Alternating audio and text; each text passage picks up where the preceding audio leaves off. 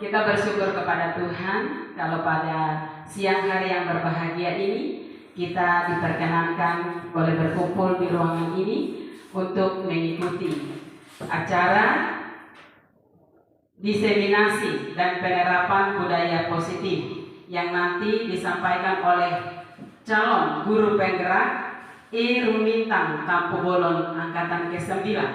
Dan sebagai acara bagi kita yang pertama, pembukaan, yaitu nanti menyanyikan lagu Indonesia Raya yang dipimpin oleh Ibu Okta Simanjuntak.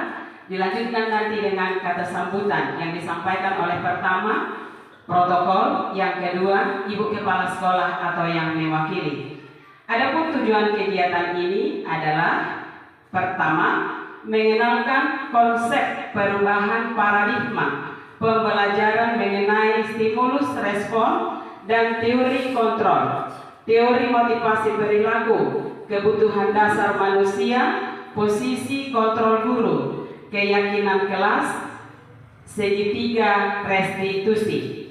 Yang kedua, menerapkan strategi disiplin positif yang memerdekakan siswa untuk menciptakan ekosistem sekolah yang aman dan berpihak pada siswa. Dan yang ketiga, penyajian materi. Yang keempat, acara tanya jawab. Yang kelima, umpan balik. Dan yang terakhir nanti masuk kita di dalam penutup. Untuk demi baiknya acara ini, baiklah kita masuk ke acara yang pertama, yaitu menyanyikan lagu Indonesia Raya oleh Ibu Okta Simanjuntak. Hadirin kami undang untuk berdiri.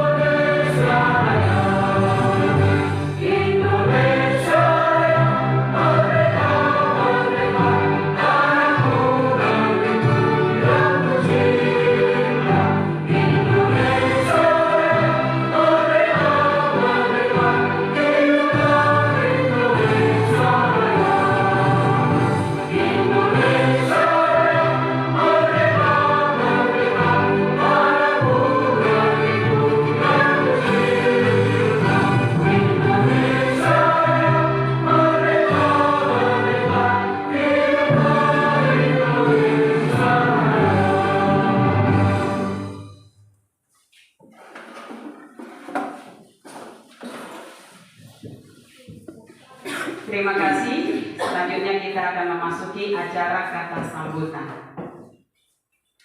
Baiklah, sebagaimana tadi di awal kita sudah memanjatkan rasa syukur kita kepada Tuhan, betapa kita menikmati kebaikannya sehingga acara ini boleh terwujud.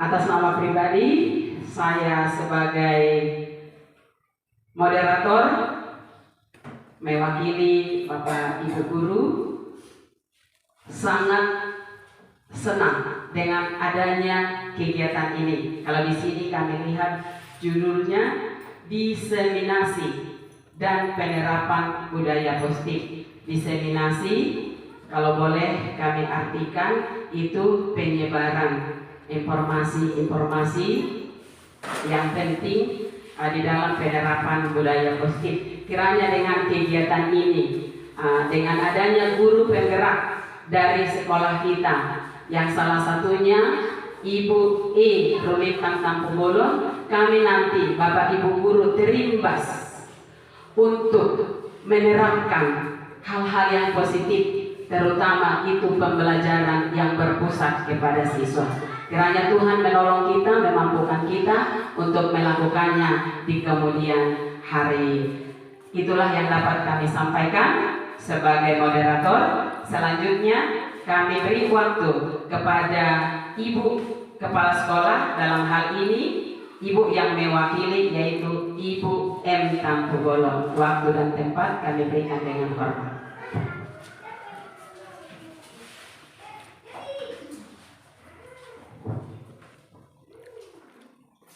Ya, puji syukur kita panjatkan kehadirat Tuhan di pagi hari ini, di hari yang cerah ini, di siang hari ini, dapat kita melakukan yaitu kegiatan-kegiatan yang perlu untuk kita tingkatkan, khususnya di sekolah kita sesuai dengan kemajuan yang diberikan oleh pemerintah kita, yaitu mengenai yang dibawakan oleh narasumber kita di SD kita 174581 ini, yaitu sebagai yang dimajukan oleh pemerintah kita, guru calon penggerak.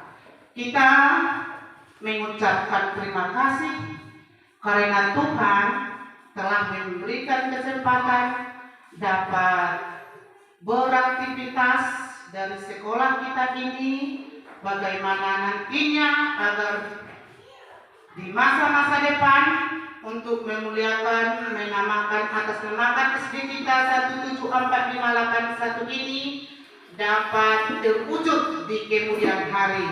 Karena itu, kepada ibu calon penggerak kami yang membawakan narasumber kita yang bertema sebagai diseminasi dan penerapan budaya positif, yaitu yang dibawakan ibu kita, saudara kita, Ibu E. Rumintang Tampubolon, kami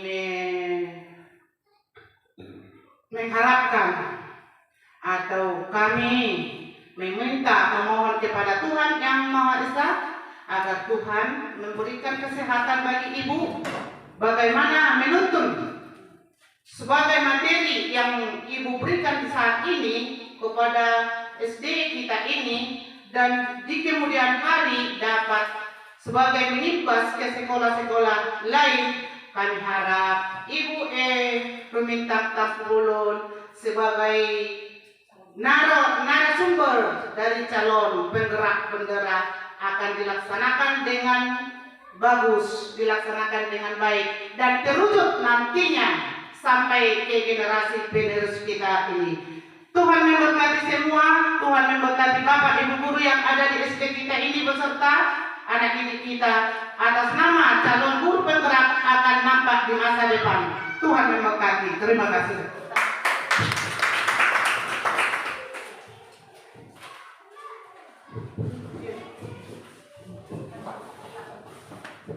Terima kasih untuk Ibu M. Tampubolon yang sudah menyampaikan sambutan sebagai wakil dari Ibu Kepala Sekolah. Kemudian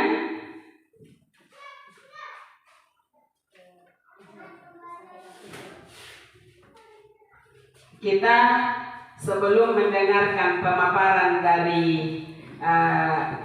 narasumber, ada baiknya kami ulangi lagi tujuan kegiatan ini supaya kita lebih dapat memaknai pertemuan kita kali ini. Adapun tujuan kegiatan kita kali ini di dalam diseminasi dan penerapan budaya positif, yaitu pertama, mengenalkan konsep perubahan paradigma pembelajaran mengenai stimulus respon dan teori kontrol, teori motivasi perilaku, kebutuhan dasar manusia, posisi kontrol guru, keyakinan kelas, segitiga restitusi.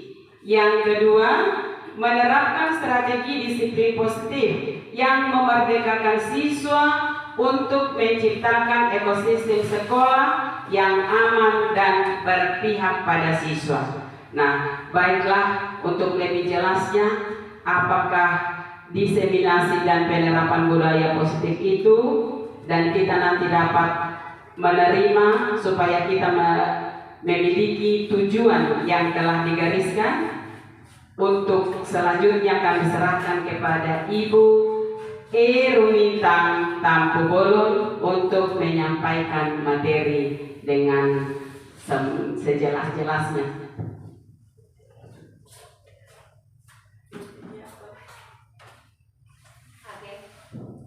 Selamat siang Bapak Ibu Guru semuanya. Selamat siang.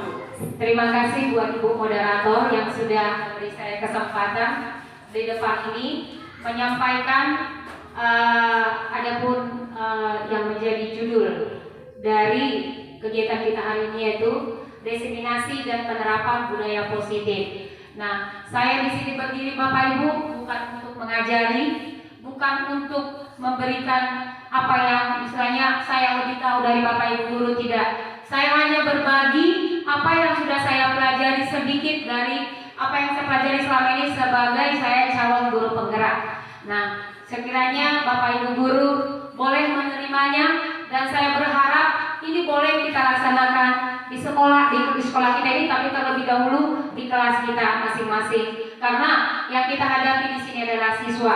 Pertama dari kelas kita, maka kita imbaskan ke sekolah kita. Dan ini akan berhasil jika saya dan Bapak Ibu Guru semua bekerja sama di sini. Saya mengucapkan terima kasih buat kehadiran Bapak Ibu Guru yang bersedia menyisihkan waktunya di sini. Semoga Tuhan membalas kebaikan Bapak Ibu Guru semua, memberikan kita kesehatan, dan saya percaya ketika saya memberikan ini, Bapak Ibu Guru juga nanti tergerak, bergerak, dan menggerakkan. Terima kasih. Kita akan sampai ke materi kita Bapak Ibu. Seperti yang kita lihat ya Bapak Ibu, santai aja ya Bapak Ibu, santai saja. Gak usah tegang, boleh sambil makan snacknya. Di sini saya sudah sampaikan jelas-jelas ya Bapak Ibu, diseminasi dan penerapan budaya positif. Nah, namanya juga budaya positif. Kira-kira apa ya Bapak Ibu budaya positif ya?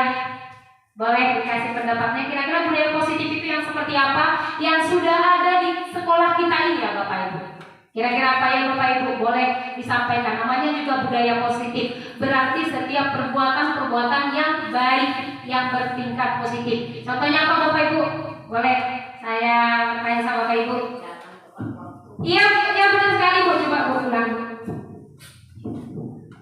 Datang tepat waktu ke sekolah. Iya, betul sekali. Datang tepat waktu ke sekolah itu merupakan budaya positif. Ada lagi Bapak Ibu? Berpakaian sesuai dengan aturan guru. Berpakaian rapi sesuai aturan guru.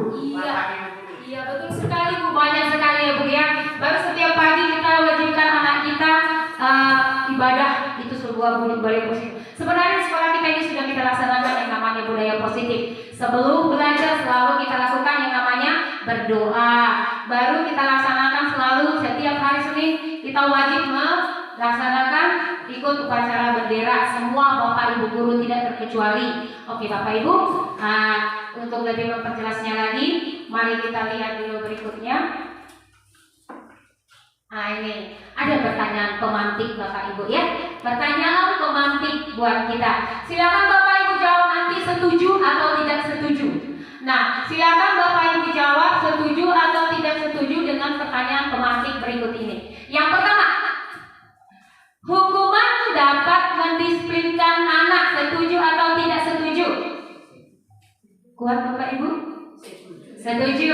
Oke, yang kedua, pemberian hukuman dengan hal positif seperti membaca atau membersihkan halaman sekolah dapat meningkatkan disiplin anak, setuju atau tidak setuju? Lihat nanti ya Bapak Ibu, jawabannya nanti kita refleksi ya. Oke, yang ketiga, memberi penghargaan dapat meningkatkan motivasi belajar anak, setuju. Yang keempat, guru harus mampu memberikan solusi kepada siswa, setuju. Oke, yang kelima, guru harus berperan sebagai teman, setuju. Berarti dari kelima-lima ini semua setuju. ya Bapak Ibu? Kita ingat ya Bapak Ibu? Setuju. Di sini tidak ada yang setuju. Oke, kita lanjut Bapak Ibu untuk pertanyaan. Nah, marilah kita ke materi kita untuk menjawab yang kelima pertanyaan pemantik yang ada tadi.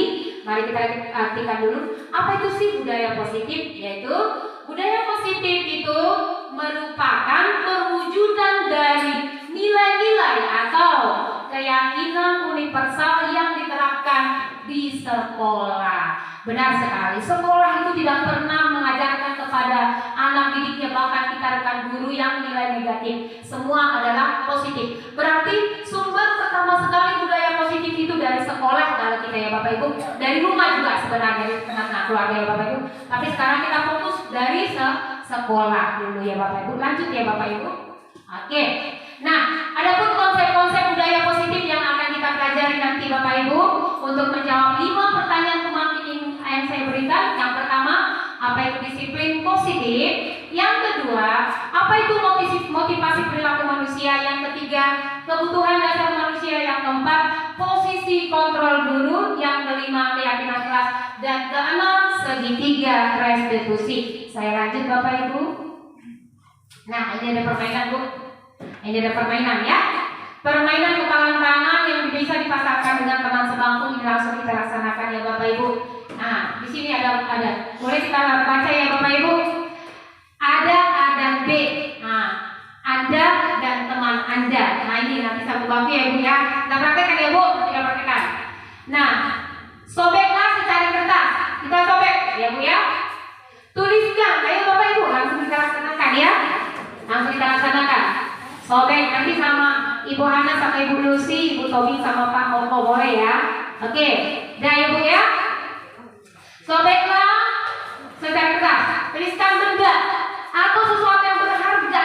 Nah, di situ tulis aja Bu, tulis. Ya. Dah. Kemudian letakkan di salah satu tangan Anda dan genggam benda tersebut. Genggam benda tersebut dengan segala daya. Genggam, udah Pak? Udah Bu? Udah ya? Udah itu?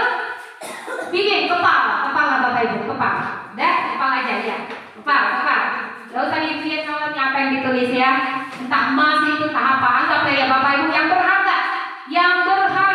Udah. Teman Anda, silakan teman Anda akan mencoba sekuat tenaga dengan berbagai cara untuk meminta Anda berikan. Coba. Lakukan. Usaha enggak? Bikin contohnya. Berarti istilahnya begini loh. Saya contohnya ini, saya berusaha sekali mengambil dari ibu ini. Nah, saya akan berusaha sekuat tenaga akan mengambil. Iya, saya ambil. Lakukan Ibu. Udah lakukan dengan ini, lakukan dengan ini. Membujuk coba. Buka ya, boleh nggak? Buka ya. Membujuk Ibu. Bujuk. Buka dong. Nah, suara ini nanti saya kasih nih. Nah, saya kasih nih. Saya tambahin nih. Saya tambahin nih. Saya coba. Iya benar. Anggap yang benar. Pokoknya pegang aja. Iya benar Bu. Benar. Buka. Rayu dia. Bujuk dia atau tarik kayak gitu coba. Kayak apa? Oke. Nah, ini berharga loh Bu, berharga. Iya benar, berharga. Bayangkan yang di kepala kita ini berharga. Sekarang saya mau tanya. Ini Mas ini. Iya benar Ibu, betul sekali. Saya mau tanya Bapak Ibu, ketika di kepala Bapak Ibu yang berharga, apakah mau Bapak Ibu memberikan ini kepada siapapun? Tidak. Mau saya bujuk pun Ibu mau? Saya suap Ibu mau? Tidak. Kenapa Bu? Iya, betul sekali. Karena ini buat saya berharga. Sekuat tenaga apapun Bapak Ibu mengambil dari genggaman saya tidak kasih. Seapapun bujuk rayuan Ibu, seindah apapun, semesra apapun, saya tidak akan kasih. Kenapa Bapak Ibu? Karena saya yang mengontrol diri saya. Ya enggak? Karena saya tahu yang saya genggam berharga. Oke, itu dia ya Bapak Ibu. Ini hanya pertanyaan pemantik seperti permainan kita juga, seperti ice breaking kita juga. Kita lanjut. kita lanjut. Apa maksud dari kepala tangan ini ya? Kita lanjut nanti ya Bapak Ibu. Nah ini dia Ibu, itu dia. Menurut Dr. William, nah mengenai teori kontrol yang tadi yang kita genggam, nah kita harus meluruskan Bu beberapa miskonsepsi. Apa miskonsepsi? Kesalahan pengertian dalam konsep pengertian ya Bapak Ibu tentang makna kontrol. Ya, begini Bapak Ibu. Sering sekali seorang guru itu mengatakan ilusi guru mengontrol murid. Saya yang berkuasa karena kamu. Kalau saya tahu cara perkalian begini, kamu juga harus tahu.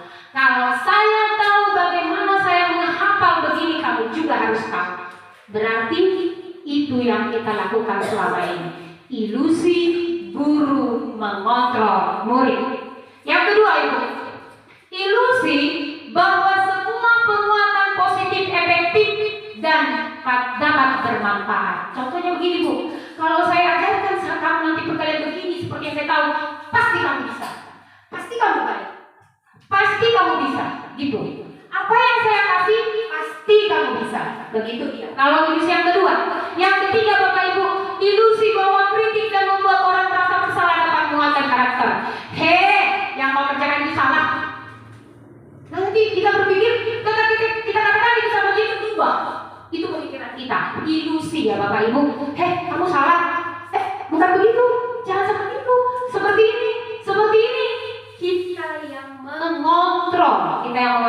Yang keempat Bapak Ibu, ilusi bahwa orang dewasa memiliki hak untuk memaksa. Bapak Ibu guru orang dewasa enggak? Enggak ada guru yang bukan orang dewasa. Kita semua sudah dewasa, di atas 17 tahun. Makanya kita dikatakan di sini orang dewasa. Kita benar-benar merasa berhak atas anak didik kita. Kita memaksa mereka. Kita yang memiliki hak. Kita harus menyesuaikan. Saya tahu ini, kamu harus tahu ini. Saya berbuat begini, kamu harus berbuat begini. Itulah Bapak Ibu, inilah kita. Seperti itulah kita. Inilah kesalahan seorang guru dalam mengontrol siswanya. Semoga Bapak Ibu tercerahkan dengan ini. Mudah-mudahan pertanyaan-pertanyaan pemantik tadi mulai bisa kita jawab ya Bapak Ibu. Kita lanjut Bapak Ibu. Ya, nah ini dia Bapak Ibu. Bagaimana seorang bisa berubah dari paradigma stimulus respon kepada pendekatan teori kontrol. Begini Bapak Ibu ya. Nah, realitasnya kebutuhan kita itu sama. Kita merasa, contoh saya ini sama dengan Ibu MD, saya sama dengan Ibu Hana, saya sama dengan Bapak Ibu. Padahal dalam teori kontrolnya tidak Bapak Ibu. Tidak. Benar Bapak Ibu? Saya mau tanya, sama enggak kebutuhan saya dengan Bapak Ibu? Tidak. Seperti itu kita sama anak itu. Kita anggap misalnya dalam mengajar, ini yang dibutuhkannya ini. Aku kasihlah seperti itu. Oh, aku bikinlah dia hanya membaca, hanya itu yang dia butuhkan. Bukan Bapak Ibu ya. Mari nanti kita belajar pelan-pelan bagaimana anak didik kita itu. Kemudian bahwa kita menganggapkan bahwa semua hal itu sama. Tidak. Kalau dalam teori kontrol bahwa setiap orang itu memiliki gambaran yang berbeda-beda, betul sekali. Mungkin saya melihat handphone ini, saya belum tentu sama dengan Bapak Ibu mendeskripsikan ini ya Bapak Ibu. Menurut saya ini sangat bermanfaat buat saya. Ada juga orang yang bermanfaat, tapi ada juga begininya. Saya juga banyak sekali, beda-beda ya Bapak Ibu. Kemudian kita mencoba juga stimulus responnya mengubah orang agar berpandangan sama dengan kita.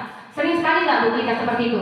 Sering, ya saya sendiri sering Bu. Saya beranggapan orang ini harus sama dengan saya pandangannya. Tidak. Padahal dari kontrolnya semua perilaku memiliki tujuan. Maaf Bapak Ibu, ketika saya melakukan kesalahan, karena makanya mau kita biarkan melakukan kesalahan untuk misalnya apa berbohong untuk kebaikan. Ada kalanya kita lakukan. Tapi ada orang bilang begini, tidak boleh yang namanya berbohong. Nah, ada juga kita lakukan berbohong untuk melakukan. Ada Bu, saya melakukan begini karena untuk mengantisipasi seperti ini. Nah, beda-beda ya Bapak Ibu. Dalam teori kontrolnya. Ada lagi yang mengatakan orang lain bisa mengontrol saya. Betul tidak? Tidak. Buktinya tadi. Boleh nggak saya ambil kepala tangan Ibu? Bisa nggak? Tidak. Orang lain tidak bisa mengontrol katanya. Kemudian kalau teori kontrol sebenarnya hanya Anda yang bisa mengontrol diri Anda. Betul sekali Bapak Ibu. Betul. Hanya Anda. Kalau misalnya Bapak Ibu ya mau saya kasih lagi, pasti ibu lepas itu kan Bu, yang ibu genggam tadi. Tapi ketika ibu nggak akan, sebaik apapun, serapapun saya merayu ibu mengusahakan itu, tidak akan ibu kasih itu. Kemudian saya bisa mengontrol orang lain. Menurut Bapak Ibu bagaimana? Stimulus responnya tidak. Dan teori kontrolnya, Anda tidak bisa mengontrol orang lain. Kemudian pemaksaan ada pada saat bujukan gagal. Betul nggak Bu? Betul nggak? Di rumah juga kita lakukan gitu kan? Udah kita bujuk, maka sama anak kita sendiri ya Bapak Ibu, sama anak kita sendiri. Udah kita bujuk dia nggak bergerak, maka kita lakukan apa? Kadang kita lakukan tindakan kekerasan. Maaf ya, kita cubit. Atau suara kita naikkan keras, maaf itu ya Bapak Ibu.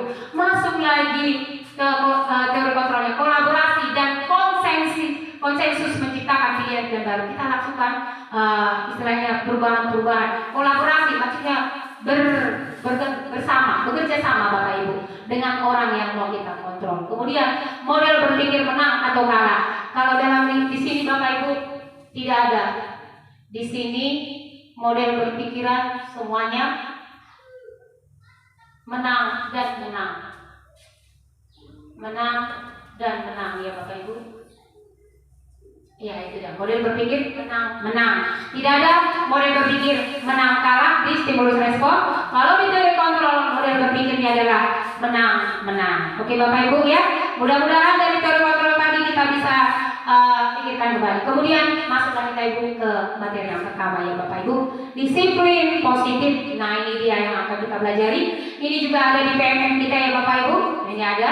Apa itu disiplin positif? Disiplin positif adalah menumbuhkan disiplin yang didorong dalam diri anak tanpa hukuman dan hadiah. Tadi ada ya Bu penghargaan, kita bilang setuju ya. Nah, disiplin positif adalah menumbuhkan disiplin yang didorong dalam diri. Berarti motivasi intrinsik dalam diri anak tanpa hukuman dan hadiah. Apa manfaatnya Bapak Ibu? Kita lihat di sana ada 3 poin Bapak Ibu manfaatnya. Dapat menumbuhkan kepercayaan diri anak. Yang kedua, dapat mendukung kemandirian anak dan rasa bertanggung jawab atas dirinya. Dan yang ketiga, dapat mendukung lingkungan yang lebih baik dalam keluarga. Wow, luar biasa ya Bapak Ibu. Kalau ini semua bisa kita ciptakan ya Bapak Ibu, saya percaya itu bisa kita laksanakan pelan demi pelan. Perlahan ya Bapak Ibu. Oke, kita lanjut ya Bapak Ibu. Kita lanjut. Nah, apa-apa saja sih nilai-nilai kebajikan yang universal di dalam disiplin positif? Semua sudah kenal ini Bapak Ibu? Sudah pernah Ibu? Kenal nggak nilai-nilai kebajikan yang ada di dalam program pelajar Pancasila? Sudah hafal kita ya Bu ya? Udah hafal ini semua Ibu. Bahkan sudah kita nyanyikan ini ya? Sudah ada kita nyanyikan. Sebenarnya ada beberapa nilai-nilai kebajikan yang universal ya Bapak Ibu. Saya hanya ambil yang dari profil pelajar Pancasila. Kenapa? Karena ini adalah tujuan dari kurikulum merdeka atau memerdekakan siswa kita dan juga kita sebagai guru. Yang pertama kita tahu beriman bertakwa. Sama-sama kita baca yuk Bapak Ibu. Biar agak hafal dulu. Yang pertama beriman bertakwa kepada Kemudian Bu, berkebinekaan global. Kemudian Bapak Ibu. Iya, kemudian Bapak Ibu. Lanjut Bapak Ibu. Iya, yang terakhir mandiri. Inilah Bapak Ibu, saya tidak panjang lebar karena kita semua sudah tahu inti-inti dari semua ini, dan ini sudah kita terapkan pelan-pelan di sekolah kita. Ya Bapak Ibu, saya yakin dan percaya dan itu sudah kita laksanakan. Nah, itu sudah terjadi di sekolah kita. Inilah Bapak Ibu nilai-nilai kebajikan universal yang akan kita tuntun kepada anak didik kita. Tuntun ya Bu, bukan dituntut, menuntun anak didik kita. Iya. Nah, lanjut Bapak Ibu, kita masuk ke materi berikutnya, kebutuhan dasar manusia. Nah, ini kita ada beberapa kebutuhan dasar manusia Bapak Ibu. Yang pertama namanya survival Bapak Ibu. Ini apa namanya? Kebutuhan bertahan hidup. Ada sebuah cerita anak-anak sering bertengkar, misalnya berantem, berebut mainan ya Bapak Ibu. Mau kan main kelereng mereka, main bola berebut, main kelereng. Wah, coba-cobakan mereka. Itu salah satu kenapa mereka melakukan itu. Nanti kalau kita tanya kenapa, Bu, dia ngambil kelereng saya. Maka saya marah Bu, saya tarik misalnya banyak. Loh kenapa kamu tunggu dia? Dia ibu, orang dia ambil kelereng saya lagi main dia ganggu. Itu salah satu kebutuhan Bapak Ibu, kebutuhan dia bertahan hidup ya. Nah, kalau saya nggak begini, saya mungkin akan diremehkan dia, begitu mungkin ya. Nanti kita belajar. Bab yang kedua Ibu, belonging, kasih sayang dan rasa diterima. Ya, murid kita itu selalu membutuhkan kasih sayang dan rasa. Bukan hanya murid kita Bu, saya lemparkan kita dulu lagi ya. Nanti kita berikan kepada murid kita. Kasih sayang dan rasa diterima. Betul Bapak Ibu? Butuh kita ini semua? Betul. Kasih sayang dan rasa diterima sama kayak di rumah ya. Bagi Bapak Ibu yang sudah menikah, kalau tidak ditunjukkan bapak-bapaknya ya kan, gimana Bapak Ibu? Terima nggak? Wah langsung repet ini ibu-ibu ya kan? Berarti kasih sayang kita harus terima. Yang ketiga, power ya Bu, power, kekuatan, pengakuan atas kemampuan. Senang nggak Bapak Ibu ketika ada teman kita muji? Ih kamu keren kali loh Bu, bikin begini. Senang nggak? Senang. Wah ibu hebat lah, ibu bisa begini. Senang nggak Bapak Ibu?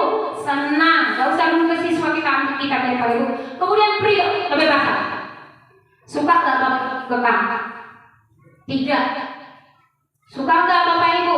Kamu harus begini, kamu harus begini. Suka? Tidak. Saya mau bebas berekspresi. Saya mau bebas melakukan ini. Ketika ada orang yang begini, saya akan lakukan selagi itu masih baik di hadapan orang lain dan baik. Tujuan positif semua ya Bu, tujuan positif. Kemudian kita suka fun gak? Kesenangan gak? Suka sekali. Sekali-sekali healing dong, sekali-sekali jangan apa ya Bapak Ibu. Pasti kita butuh kesenangan itu. Oke lanjut Bapak Ibu. Nah ini itu ada sakit Ibu. Ingat aja Ibu, bertahan hidup, kasih sayang, pengakuan, kebebasan, dan kesenangan. Ada 5 kebutuhan dasar hidup kita ya Bapak Ibu. Dan ini juga dibutuhkan oleh setiap manusia. Yang berikutnya Bapak Ibu, kita masuk ke motivasi perilaku manusia. Ada beberapa motivasi kita berlaku ya sebagai manusia. Yang pertama, untuk menghindari ketidaknyamanan atau hukuman. Benar nggak Bapak Ibu? Benar. Motivasi perilaku tingkah laku kita. Kenapa kita berbuat? Mau kita mengelak? Kenapa? Ya untuk contohnya Bapak Ibu. Saya datang tepat waktu lah, nanti merepet kepala sekolah saya. Ya nggak Bu? Saya lakukan inilah biar saya nggak dipanggil pengawas. Contohnya kita ya Bapak Ibu. Nyaman. Bagaimana supaya nyaman? Oke. Yang kedua, untuk mendapatkan imbalan dari orang lain. Sering nggak Bapak Ibu? Saya aja sering Bu. Saya dapat bagaimana supaya saya bekerja seperti ini ya. Tapi setelah saya belajar ini Bu, dulu saya seperti ini gitu. Yang ketiga, untuk menghargai diri sendiri. Nah, kita melakukan sesuatu untuk menghargai diri sendiri. Oke Bapak Ibu, motivasi 1 dan 2 ini adalah motivasi eksternal, motivasi dari luar diri kita. Itu tujuannya untuk orang lain atau karena ada faktor-faktor tertentu. Berarti untuk menghindari ketidaknyamanan, untuk mendapatkan imbalan, itu bukan dari diri kita, tetapi itu motivasi eksternal. Jadi yang motivasi internal dari diri kita sendiri yaitu menghargai diri sendiri. Saya berdiri di sini untuk menghargai diri saya sendiri. Saya mengajar baik-baik kepada diri anak sendiri saya untuk menghargai diri saya sendiri. Saya melaksanakan disiplin di sekolah ini untuk menghargai diri sendiri. Jangan pernah beranggapan untuk faktor luar Bapak Ibu atau faktor-faktor eksternal. Mari kita lihat ya Bapak Ibu. Lanjut Bapak Ibu ya. Sudah mulai terbuka kan Bapak Ibu? Sudah kan? Oke, terima kasih. Saya senang kalau sudah mulai ya Bapak Ibu. Nah ini lanjut ya Bu, kita masuk ke materi berikutnya yaitu ada hukuman, ada konsekuensi dan restitusi ya Bapak Ibu. Nah apa itu hukuman? Hukuman adalah sesuatu yang menyakitkan harus terjadi. Benar nggak Bapak Ibu? Hukuman itu menyakitkan atau tidak? Iya, menyakitkan. Baru murid akan tersakiti nggak ketika kita hukum? Benar sekali. Kemudian murid membenci peraturan tidak? Benci loh Ibu. Tanpa sadar kita. Iya loh, mau waktu itu contoh saya sendiri loh Bapak Ibu, saya kan buat peraturan tuh harus bawa air putih tuh setiap hari. Nah mereka kadang nggak melakukannya, mungkin ada juga faktor nggak suka gitu. Saya nggak suka minum, kok ibu pasti paksa-paksa sih, gitu ya Bapak Ibu, ada loh Bapak Ibu. Terus bersifat satu arah, benar. Tujuannya hanya untuk saya dan dia, istilahnya yang penting apa saya tercapai, dia tercapai, jadi satu arah bukan menyeluruh, gitu aja. Saya dengan si korban atau saya dengan murid saya, itu satu. Yang kedua, berupa hukuman fisik dan psikis. Fisik langsung, psikis perkataan, verbal, perkataan dia misalnya, kamu ini bodoh, itu kan udah psikis kan Bapak Ibu. Malas sekali kamu ini. Kenapa kamu tidak membawa? Itu aja pun, itu udah psikis. Nah fisik, puji Tuhan kalau fisik saya lihat di sekolah tidak pernah, belum ada ya Bapak Ibu. Walaupun kadang ada, kita lihat ya. Nanti kita lihat, saya agak balikkan dulu nanti yang mana hukuman, yang mana konsekuensi ya Bapak Ibu. Lanjut dulu Bapak Ibu. Belum. Konsekuensi ya. Konsekuensi ini terencana atau disepakati sesuai peraturan. Contohnya, kami sudah buat peraturan apa Ibu, kesepakatan kelas. Jadi saya bilang mengerjakan PR, konsekuensinya apa? Bu, mencuci kamar mandi, ada konsekuensinya. Jadi ketika itu Bu, dia mengerjakan PR, nanti dia mencuci kamar mandi, udah tahu konsekuensinya. Nah kemudian murid dibuat tidak nyaman. Murid tidak dibuat tidak nyaman, betul. Ketika dia melakukan sesuatu, nanti konsekuensiku begini gitu. Yang berikutnya, memerlukan monitoring dan supervisi terus-menerus dari guru. Betul, saya lihat Ibu. Ketika anak saya tidak menjawab PR, jadi bosan, jadi saya sendiri nanti yang kemarin berdua nih, aduh terus mencuci kamar mandi, jadi saya monitoring. Karena jadi malas juga saya, udahlah gitu. Ada jadinya, udahlah gitu. Nanti mencuci kamar mandi terus berulang karena muncul lagi. Lanjut Bu, restitusi. Bagaimana restitusi? Yaitu proses menciptakan kondisi bagi murid untuk memperbaiki kesalahan ya Bapak Ibu. Bukan kita lagi yang membuat hukuman, kita nggak buat konsekuensi, tapi restitusi. Bagaimana ya caranya? Kita belajar juga Ibu.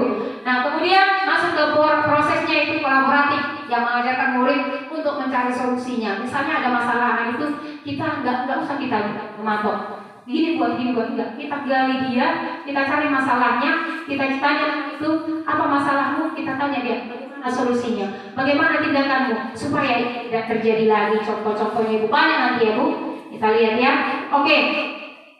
Sebenarnya di sini ada loh Bapak Ibu, tapi di sini saya rasa nggak ada, tapi Bapak Bu nggak muncul dia. Jadi saya kembalikan ke sini, boleh ya? Sebentar ya Bapak Ibu. Sambil boleh dimakan snacknya.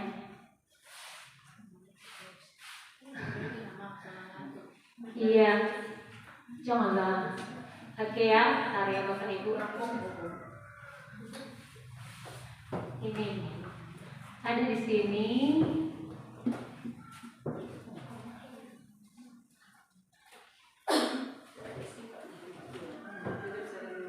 Itu ya Kak ya. Oke ya Bapak Ibu. Nanti kita apa lagi ya, berupa hukuman itu kita udah tahu ya betul-betul hukuman ya. Kita udah tahu betul-betul hukuman. Hukuman itu banyaklah, istilahnya yang pasti itu dapat menyakiti dan membuat anak-anak kita merasa tidak nyaman ya Bapak Ibu. Nah kita lanjut dulu Bapak Ibu lagi.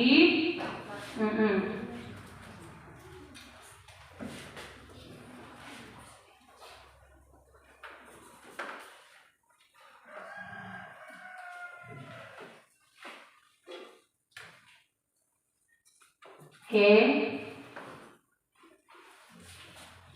Ini deh ya Bu, kita masuk aja ke udah tadi ya. Kita masuk lagi dulu kita apa sih pengaruh dari penghargaan? Ada penghargaan tadi Bu. Alfi mengemukakan baik penghargaan maupun hukuman adalah cara-cara mengontrol perilaku seseorang yang menghancurkan potensinya. Kenapa dikatakan begitu menghancurkan potensi perilaku seseorang? Yaitu karena ini Bu. Karena dia pengaruhnya jangka pendek dan jangka panjang. Ketika kita beri hukuman dia akan pendek, nggak akan terus-terus. Lalu penghargaannya tidak efektif. Penghargaan, ketika kita beri penghargaan, contohnya tadi Bu, siapa yang maju saya kasih ini, siapa yang maju saya kasih imbalan, saya kasih makan, saya kasih jajan. Nah itu tidak efektif Bapak Ibu. Penghargaan itu merusak hubungan. Tadi udah terjawab berarti ya Bu, memberi penghargaan, tadi setuju Bapak Ibu bilangnya. Baru, penghargaan itu mengurangi ketepatan, penghargaan itu menurunkan kualitas, kemudian penghargaan itu mematikan kreativitas, penghargaan itu menghukum. Baru, kalau penghargaan itu bukan motivasi dari anak, tetapi dari luar. Jadi ketika kita bilang, maju dulu menulis ke depan, nanti saya kasih permen, itu tidak perlu Bapak Ibu.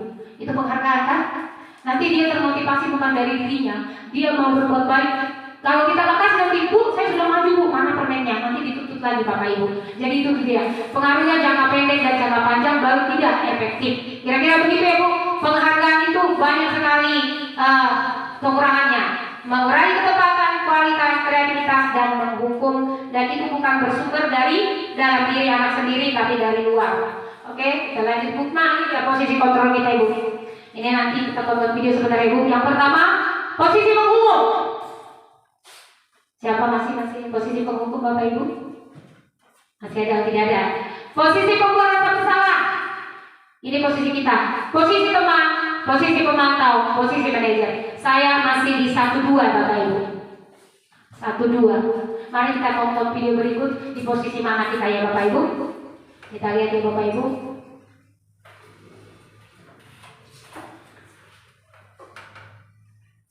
Boleh itu Bapak Ibu.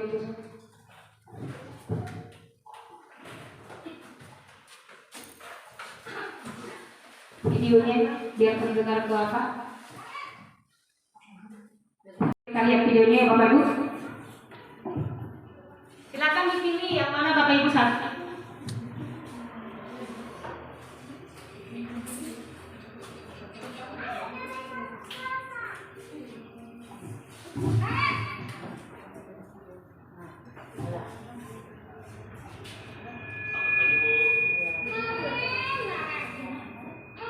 Ini posisi pembuat rasa bersalah ya Bapak Ibu. Kamu senang ya bikin ibu susah ya? Kalau kamu terlambat kelas, nanti ibu yang terlambat sekolah. Disangka ibu tidak bisa membina kamu. Duh, gimana ini? Duh, Gusti Naren. Kamu suka ya kalau ibu yang memakai sekolah? Terus, sekarang ibu harus tulis apa ini di absen? Ini kamu sudah sering terlambat dong. Ibu harus apa coba? Maaf sekali. Ya sudah, lain kali jangan bikin ibu susah lagi ya Kak ya. Ibu tidak boleh kontrol lagi kalau kamu begini terus. Bisa jantungan kalau ibu itu berapa masalah. Saya cepat kelas. Maaf ya Bu. Maaf.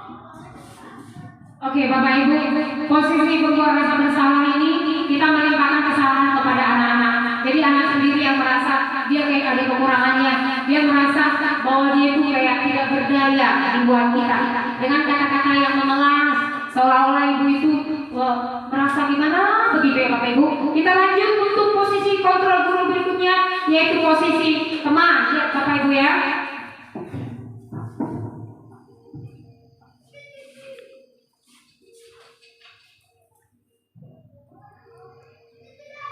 Naren!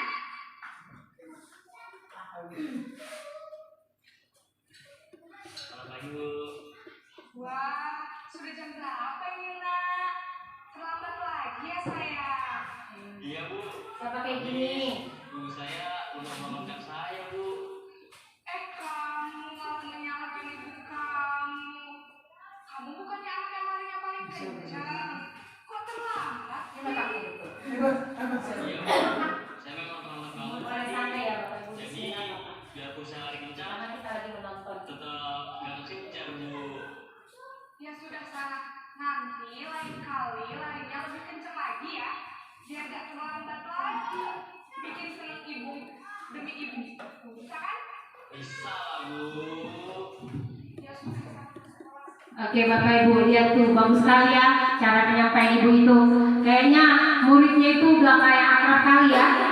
Cara bicaranya juga lemah lembut. Jadi anaknya nyaman gitu sih. Nah posisi ini baik sih Bu, baik sekali. Ini bisa dikatakan posisi sukses. Tetapi ada dampaknya Bapak Ibu. Murid kita nanti ketergantungan sama kita. Baru dia hanya suka sama kita. Nanti jadi berefek sama guru-guru lain. Betul sekali Bu ya. Jadi dia hanya nyaman sama kita. Mari kita lihat posisi berikutnya Bapak Ibu, yaitu posisi pemantau.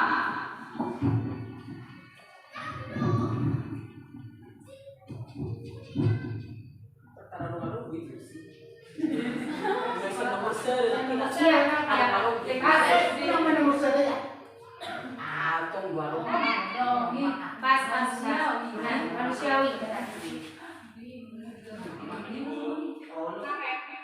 Apakah sekolah kita tentang jam berapa kita harus masuk sekolah? Ini pemantau ya Bapak Ibu. Dia selalu menyesuaikan ke peraturan sekolah. Iya betul. Ya. Aku, saya harus tinggal kelas pas jam istirahat selama 20 menit. Iya betul. Iya. Jadi nanti jam 9.30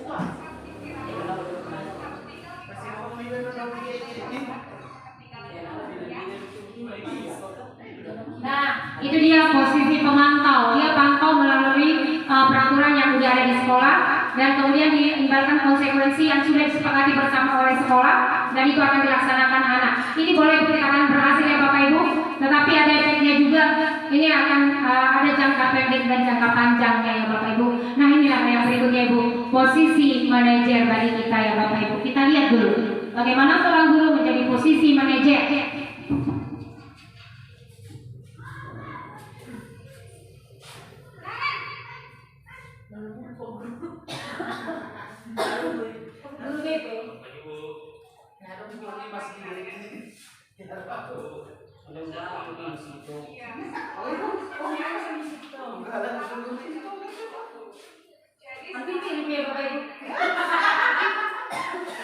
Suaranya itu, Naren. Iya.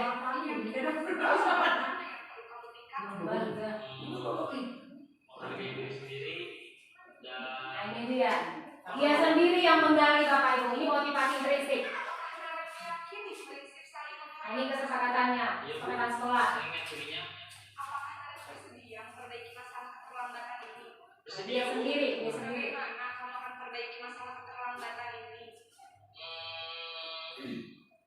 saya akan coba untuk tidak lupa menyetel alarm saya, Bu. Baik, kalau kalian buka menyetel alarm di rumah, ada orang yang kira-kira bisa bantu mengingatkan ya? Ada, Bu. Kakak saya, Kak Emma. Ada lagi selain KM? Selain Kak Emma, ada ibu saya. Baik, jadi yang menentukan kalian adalah Kak Emma dan Ibu Asia. Kira-kira akan mulai setel alarm kapan nih kalian? Setelah pulang sekolah, akan segera saya lakukan.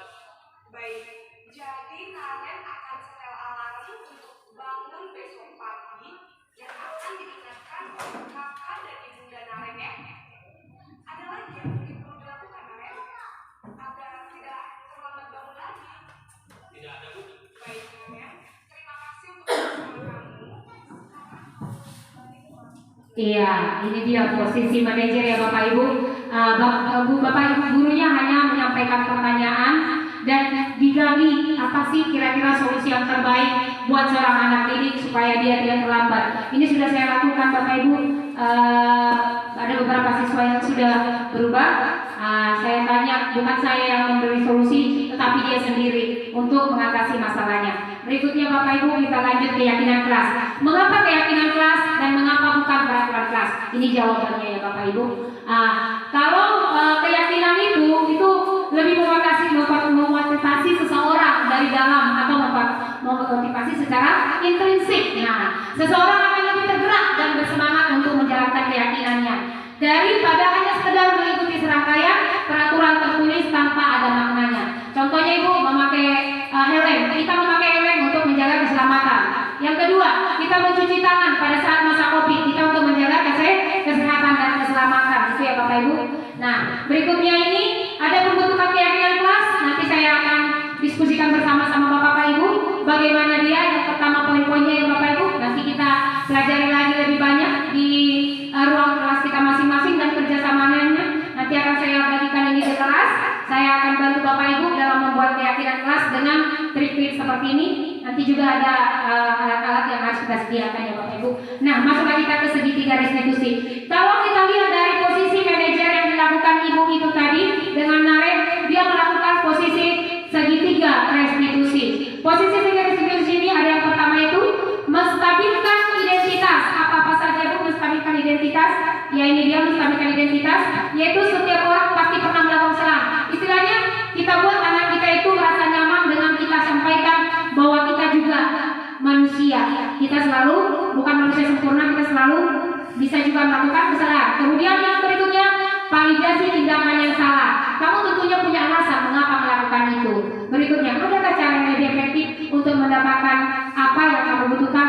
Dan berikutnya Ibu menanyakan keyakinan. Oleh sebab itu, ada baiknya kita melakukan keyakinan di kelas kita supaya kita bisa menggali istilahnya keyakinan apa yang dilanggar oleh anak kita pada saat melakukan kesalahan. Nah ini keyakinan kelas apa yang pernah kamu sepakati? Kamu ingin memperbaikinya menjadi seorang yang seperti apa? Seperti dia Bapak Ibu. Nah lanjut ya Bapak Ibu, kita lihat bagaimana pelaksanaan segitiga restitusi. Udah mau habis ya Bapak Ibu. Nah kita lihat ya Bu, kita lihat supaya kita mau siapkan. Nanti ditentukan di sana yang mana validasi, yang mana menstabilkan, dan mana menanyakan keyakinan kelas. Sedikit ya Bu. Kesel Pak, kesel banget. Masa aku dikatain tukang fitnah Pak? Ya aku marah lah. Aku dari katain Eka di depan kelas. Kesel banget. Ini menstabilkan identitas. Ya pasti kamu marah dan kesal. Bapak juga akan marah apabila ada yang membuat Bapak seperti itu. Kemudian pada saat itu kamu melakukan apa?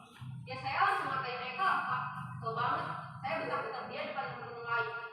Oh begitu. Pasti kamu melakukan seperti itu karena suatu alasan tertentu kan?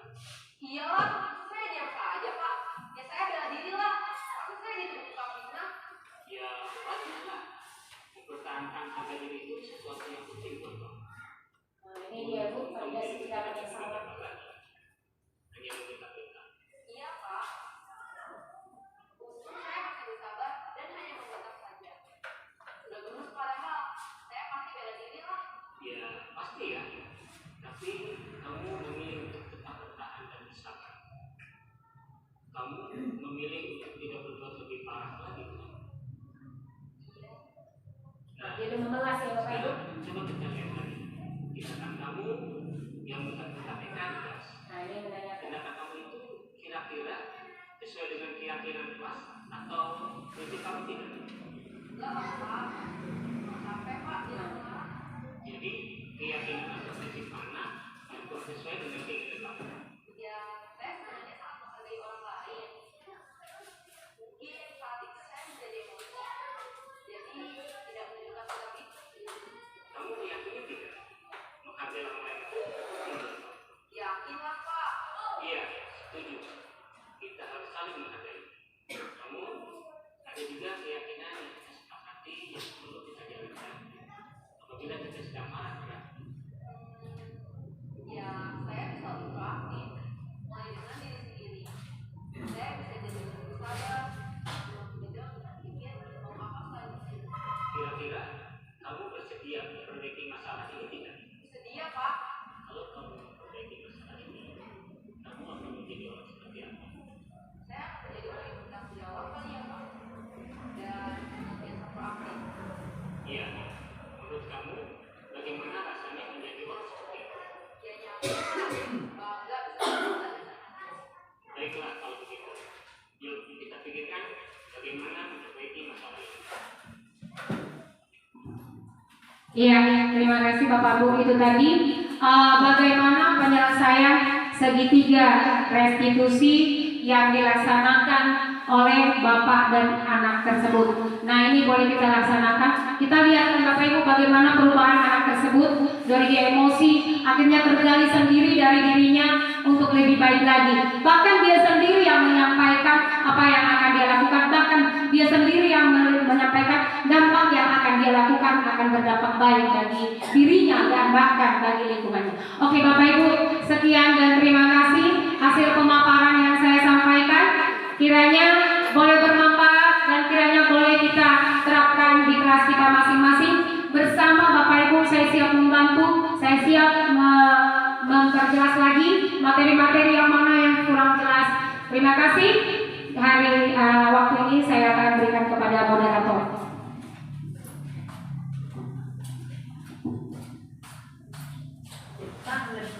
Kita beri tepuk tangan kepada pemateri kita, calon guru penggerak Rumintang Tampu Bolon. Iya, ini kita tiba di sesi tanya jawab. Dari pemaparan yang sudah kita dengarkan dari pembicara atau pemateri, ada lagi tidak Bapak Ibu hal-hal yang masih kurang jelas dipahami tentang diseminasi dan penerapan budaya positif ini? Kami beri waktu kepada Bapak Ibu. Silakan Bu.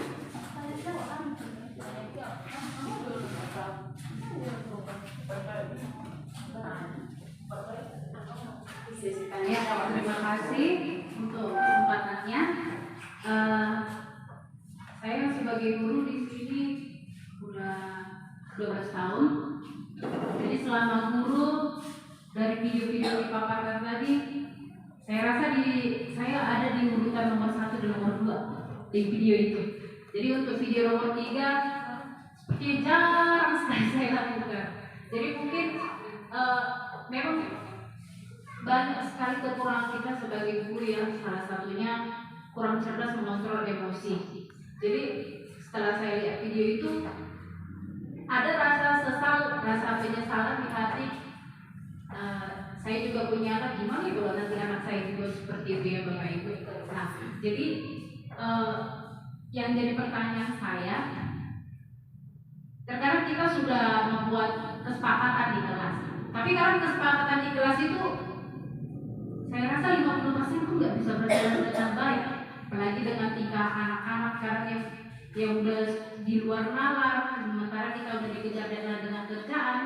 Jadi saya rasa maksud juga pertanyaan saya, apa sih menurut Ibu mungkin yang bisa membangun kami guru-guru kiatnya, bagaimana cara kita cerdas mengontrol emosi kita agar hubungan baik kita dengan anak itu dapat terjalin dengan baik. Terima kasih. Langsung saya jawab. Oke, ya terima kasih buat Ibu moderator dan juga buat Ibu Marpau yang sudah memberi pertanyaannya.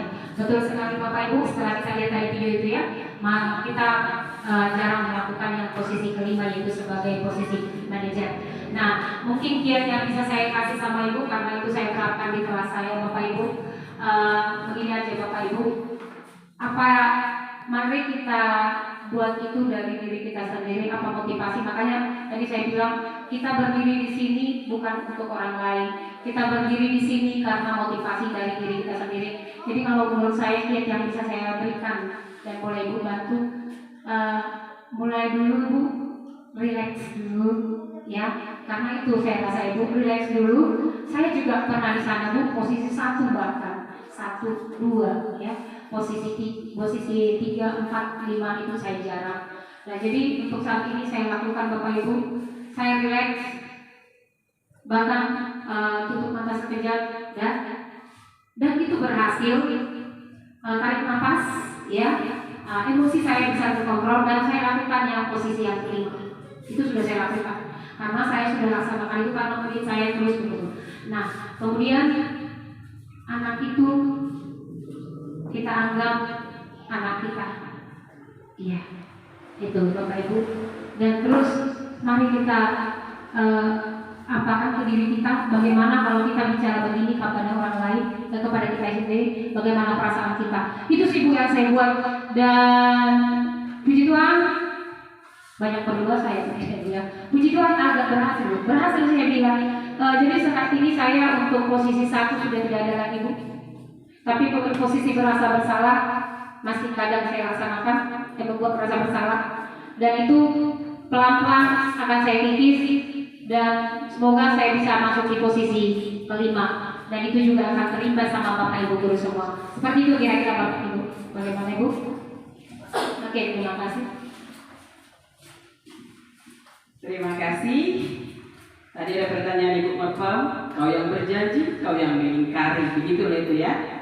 Nah, semoga dengan kiat yang diberikan oleh pemateri kita tunggu dulu, relax ya, jangan membuat keputusan di saat tidak tenang atau memposisikan diri kita di dalam posisi anak. Kita kembali ke waktu kecil dulu ya. Kiranya apa yang menjadi jawaban dari pemateri dapat menambah wawasan bagi kita semua, terkhusus untuk Ibu Marfam. Selanjutnya masih kami berikan waktu kepada Bapak Ibu untuk mengajukan satu pertanyaan lagi. Silakan Bapak Ibu. Oke, silakan Pak Partidi. Ini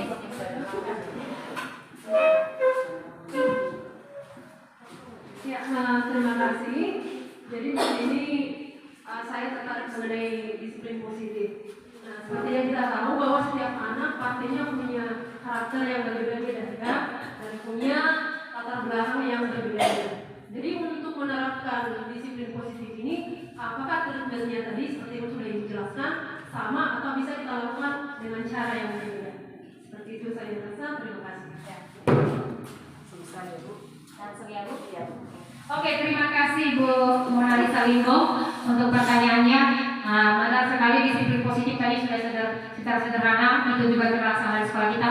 Nah, penerapannya bukan hanya melalui yang kita pelajari Bapak Ibu sesuka hati kita, tapi tujuannya terarah. Memang itu semua adalah tujuannya untuk hal positif, memang untuk membuka nilai-nilai kebajikan anak tersebut. Jadi tidak harus dipatok Bapak Ibu.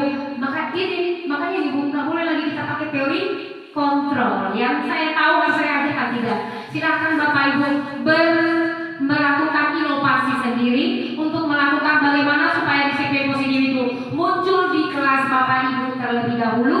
Terserah bagaimana senyaman mungkin, boleh berkreasi, boleh bernyanyi, boleh bermain, tetapi tujuannya adalah tujuan positif Bapak Ibu. Itu hanya untuk memunculkan nilai-nilai kebajikan tadi, yaitu profil belajar Pancasila. Seperti itu kira-kira Ibu mana? Macam-macam itu. Iya, metode inovasi guru. Makanya kita disuruh adalah guru yang kreatif, inovasi dan lain-lain. Itu Bapak Ibu. Bagaimana? Kira-kira?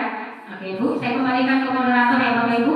Tapi sebelumnya Ibu, saya boleh merefleksi tadi. Bagaimana kira-kira jawaban kita semua, benar apa salah? Bagaimana Bapak Ibu, benar apa salah? Coba yang kuat, benar apa salah? Salah. Jadi yang satu salah, tidak setuju. Yang kedua, tidak setuju. Yang ketiga, tidak setuju. Yang keempat, tidak setuju. Dan yang kelima, tidak setuju. Mari Bapak Ibu, setelah kita mulai berefleksi, kita lihat diri kita. Semoga dengan ini kita boleh lebih baik lagi, dan tentunya itu semua atas kehendak Tuhan juga. Kita berserah sama Tuhan, karena dalam pekerjaan kita tidak ada yang bisa mengontrol kita selain Tuhan kita. Sekian Ibu, saya kembalikan ke moderator kembali. Ya, terima kasih atas jawaban dari narasumber. Kiranya kami nanti juga dimampukan untuk melakukan, karena kita sudah mengevaluasi diri kita, siapa kita selama ini sebenarnya di hadapan anak-anak. Semoga jawaban Ibu dengan kegiatan ini dapat menambah kemampuan kami untuk mengarahkan anak sesuai dengan kebutuhannya masing-masing. Dan saya rasa sesi tanya jawab kita cukupkan sampai di sini, dan kita sekarang masuk kepada umpan balik.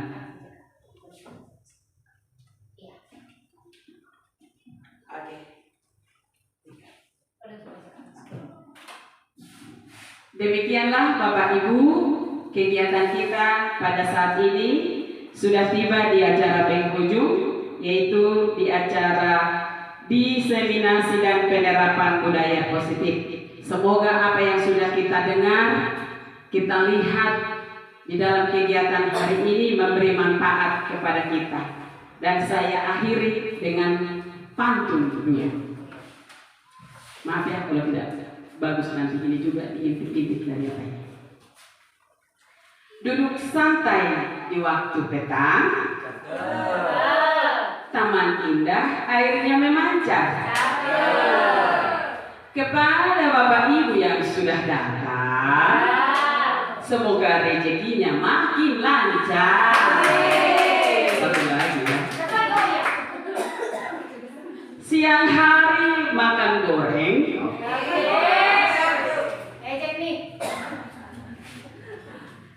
Makan bersama Bapak Ibu guru. Cukup sekian acara kita hari ini. Semoga diseminasi dan penerapan budaya positif memberi manfaat. Dan saya ucapkan terima kasih.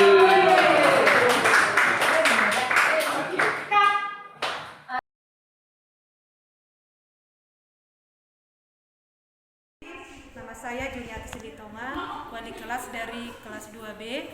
Nah, setelah pemaparan dari Ibu Ermintang tentang diseminasi dan penerapan budaya positif tadi, saya sebagai guru kelas 2 sering memberikan penghargaan kepada siswa saya, sebagai contohnya memberikan permen untuk murid saya yang bisa mengerjakan tugas di kelas. Ternyata setelah saya mendengarkan pemaparan dari Ibu Ermintang tadi, pikiran saya langsung terbuka. Ternyata yang saya lakukan itu adalah salah besar. Ternyata saya kira selama ini itu benar, makanya saya buat di kelas saya. Jadi untuk kedepannya setelah saya mendengarkan pemaparan dari budaya positif tadi, untuk hari kedepannya saya tidak akan melakukan hal tersebut untuk mewujudkan budaya positif untuk anak-anak di kelas saya. Sekian dan terima kasih. Perkenalkan, nama saya Hana Silitonga, saya guru kelas 4 di SD Negeri 1745881. Menurut saya umpan balik yang akan yang saya dapat dari Ibu yaitu tentang pemaparan Ibu yang tentang permasalahan hukuman, atau juga yang kedua tadi mengatasi masalah, yaitu di siswa kita. Sering memang kita lakukan di sekolah, yaitu menghukum siswa atau memberi rasa bersalah kepada siswa itu agar mereka berubah. Dan kadang kalau hukuman di sini dari pemaparan Ibu kita sadar bahwa hukuman itu tidak baik untuk siswa. Dan dari pemaparan Ibu sangat bermanfaat untuk kami, untuk kita sebagai guru, dan semoga Ibu nanti. Perkenalkan, nama saya Hana Silitonga, saya guru kelas 4 di SD Negeri 1745881. Menurut saya umpan balik yang akan saya dapat dari Ibu yaitu tentang pemaparan Ibu yang tentang permasalahan hukuman, atau juga yang kedua tadi